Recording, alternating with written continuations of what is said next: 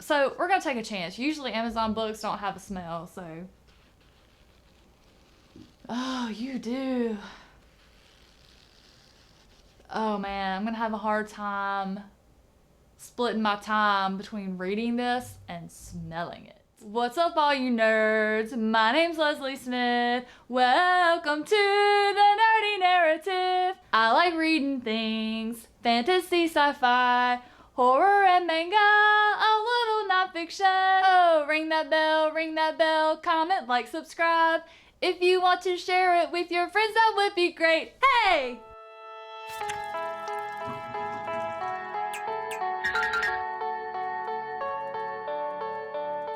And in today's episode of Bookish Related Fun, I am going to bring to you my weekly reading wrap-up. And today I'm actually going to start it a little bit differently. It has been Bookmas all week long at this house. Every day I have gotten a little Christmas happy from subscribers and from other BookTube channels that are my friends, and I want to share it with you guys. But I also got some book mail. The first piece of book mail that I got is from a new to me author named LaRocca. He sent me his first debut novella, Starving Ghost in Every Thread, which my friend Sharon highly recommended to me. So when Eric reached out to me about reading his arc that is coming out in March of 2021, which is A Bright Enchanted Suffering, it has 2 short stories, 2 macabre tales. And he asked me if I'll be interested in reading and reviewing, which I have read. I did put a review on Goodreads. I did enjoy both of the stories very much. The second one way more than the first, simply because the first one I figured out mostly. I didn't figure everything out. I gave it 4 stars on Goodreads, but I was so stoked when he sent me this one, because when he contacted me about reading this one, I mentioned to him, I was like, man, some of my friends and fellow booktubers read your first novella and they loved it. So he sent me that one too. So next piece of book mail is Chapel Street by Sean Paul Murphy. I was so excited when this author contacted me and said, hey, I have this book that I think you would like. He is absolutely correct, because he started out linking me a blog where he went into detail about this house that he lived in that is haunted. And y'all know, he had me. He had me right there with just those couple of sentences.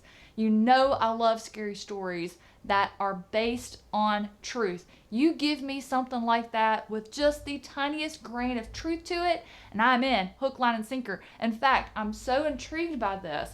I love the cover. Absolutely love the cover. This is another one that I'm going to try my best to squeeze in this month. If I don't get it in December, I will 100% get it read in January and get a review up, because I think this one is really going to be one I'm going to enjoy. Okay, so that takes care of my book mail and things from authors that I'm going to read and review coming up on the channel. Next, let's talk about Bookmas.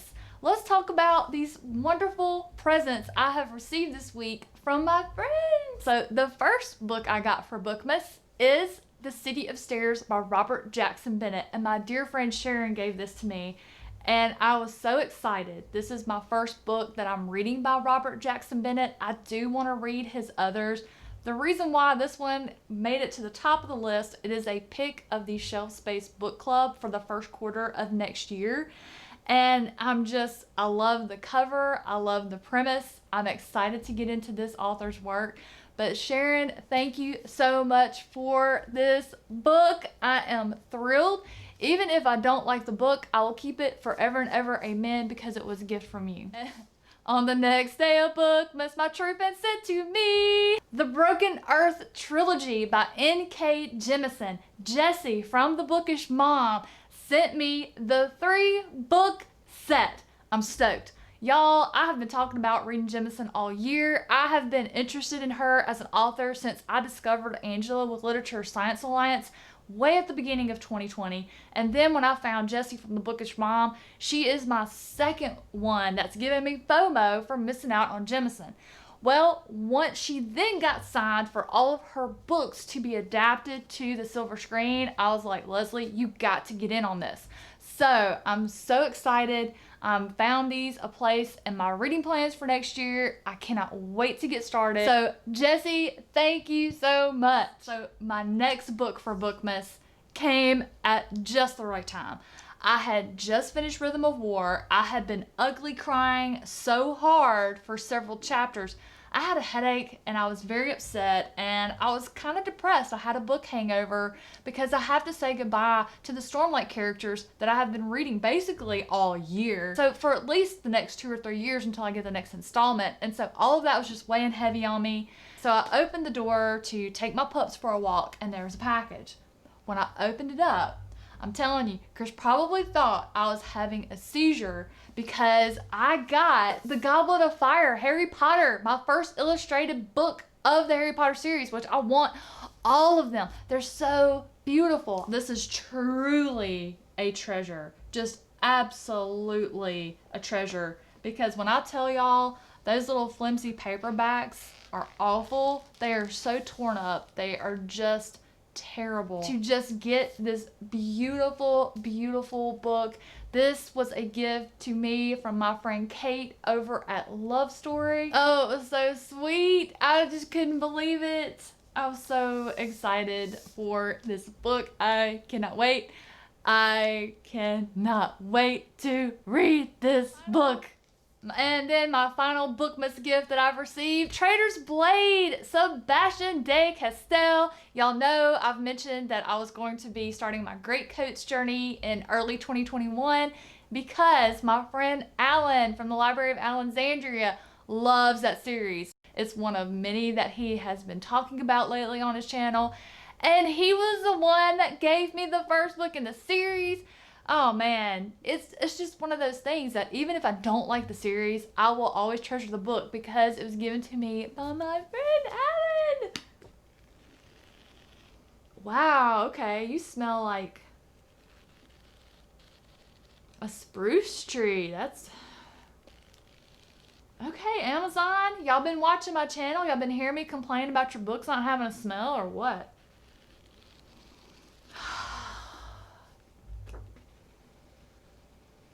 Man, that smells good. That's going to be addicting. Alan, thank you so much. Guys, all of these channels are going to be linked down below. Sharon has not started her channel yet. She does do Bookstagram, so I will have her IG handle down below if you would like to give her a look and a follow. Okay, so all right, that takes care of my book mail and my Bookmas presents. Let's talk about what all I read last week. Guys, we are back on track. I am starting with manga because the library finally got my volumes to me. I'm so excited. I was so happy to be able to get back to manga mornings with Fullmetal Alchemist. We've actually progressed far enough along in the series now that we've caught up to Stephanie at Miss Richards Reads. So she has joined us in Discord talking about the story as we go along. And of course, Vish and Una are still participating.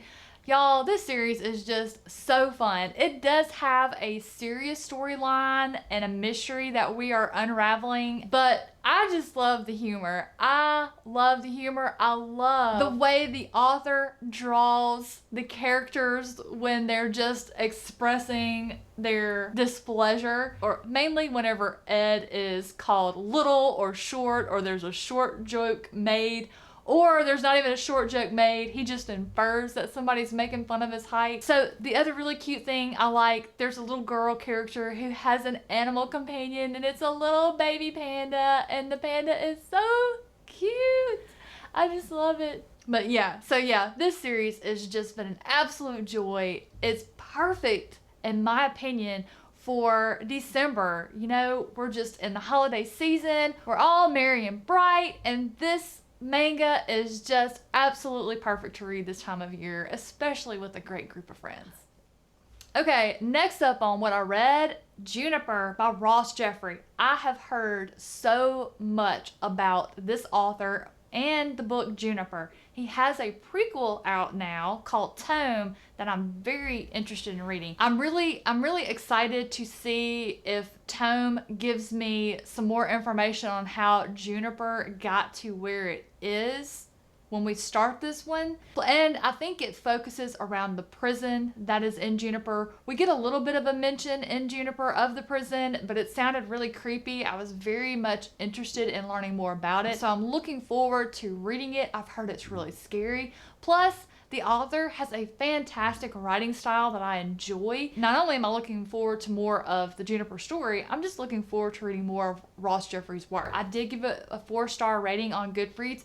I did enjoy it. The town has fallen on really hard times, like hard times of biblical proportion, and they are reduced to eating cats. And I just felt like my cat lovers would have a little bit of an issue with it. I think you can get past it. I've had cats all my life. I am a cat lover. I don't have any right now. I have pups now. But I was able to get through it. Some of the stuff that made me cringe, I thought it was a cat, but it was really a metaphor. So definitely take that into consideration. It was more of I would classify it more as a weird little mystery more than anything, but it's very character focused, which I loved. The author's writing style I also loved. Check out the review and get a little more information and see if maybe this is one you're interested in checking out.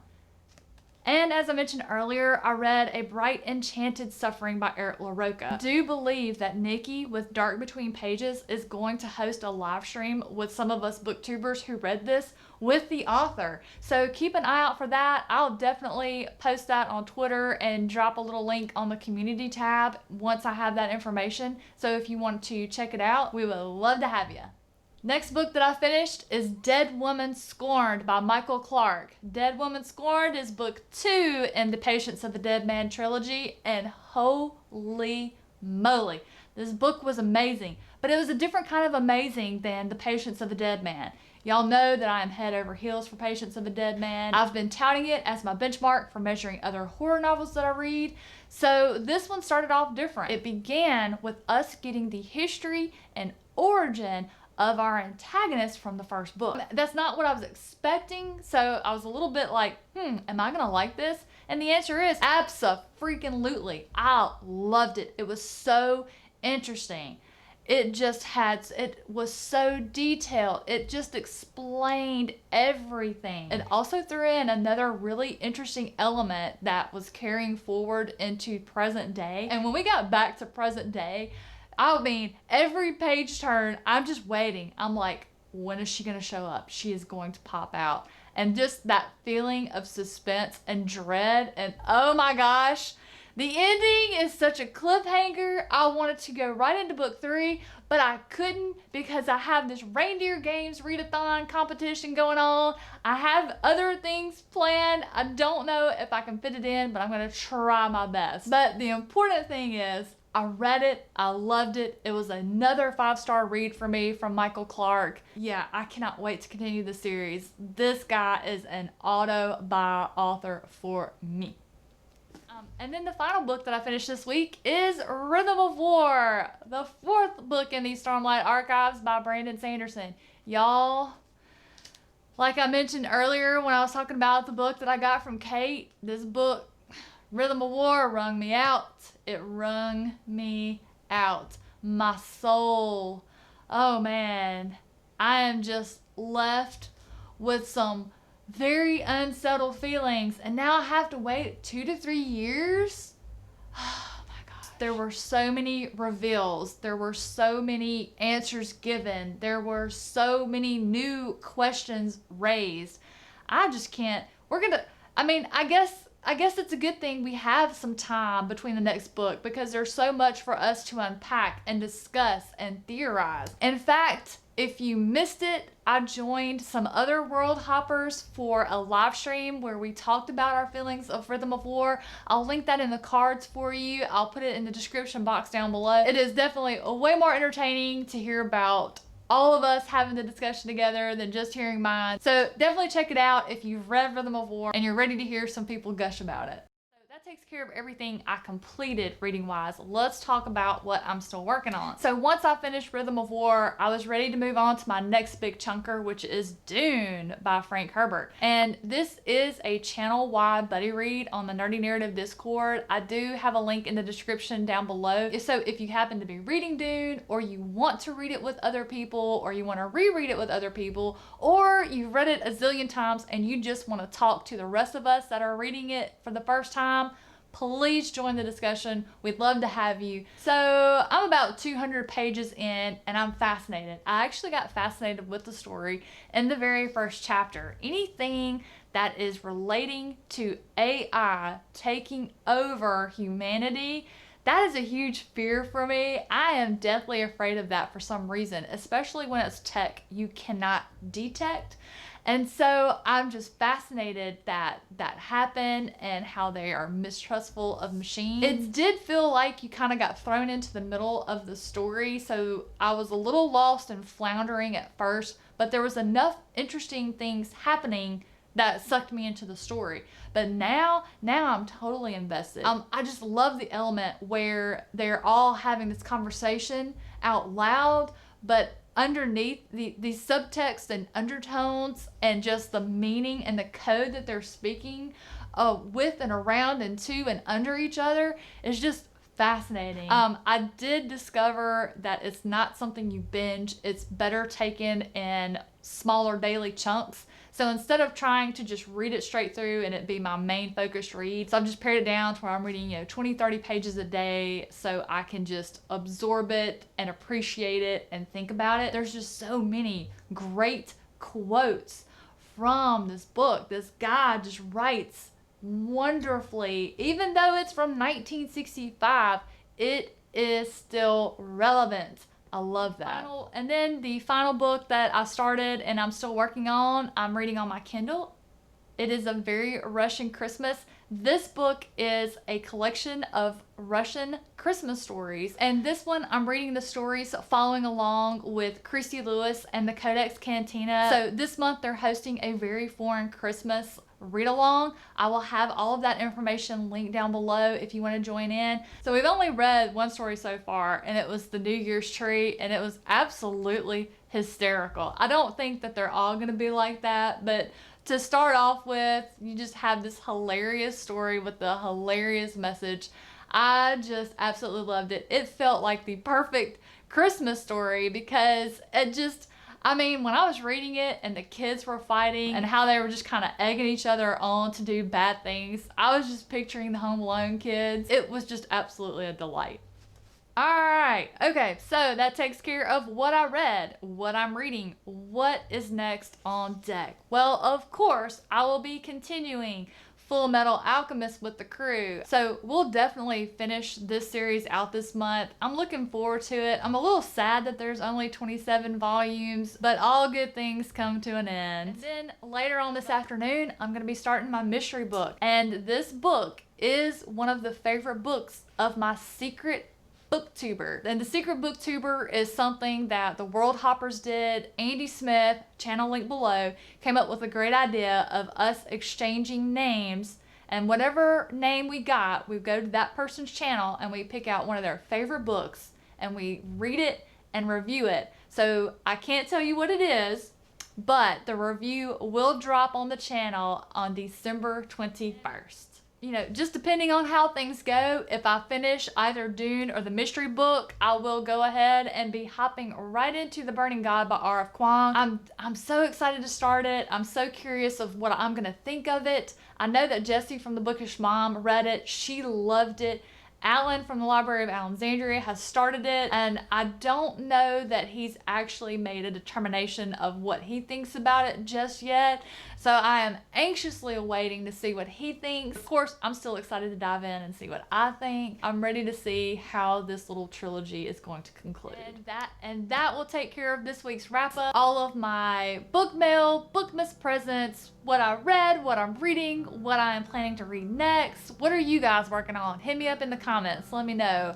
Are you reading anything warm and cozy to get you in that holiday spirit? Have you done your Christmas shopping? I haven't even started. I just don't even Wait, I lied. I did get a couple of books for my youngest niece and nephew when I went by to see Lizzie over at Copperfish Books this past weekend. It was my first time visiting my indie bookstore in person. It's so cute. It was so cozy. I was in there forever looking, just soaking up the ambiance and just looking at all the books on their shelves and just getting a feel for it and meeting my people. It was wonderful. Guys, thank you so much for watching. I hope you enjoyed it. Take care. Merry Christmas. I'll see you soon.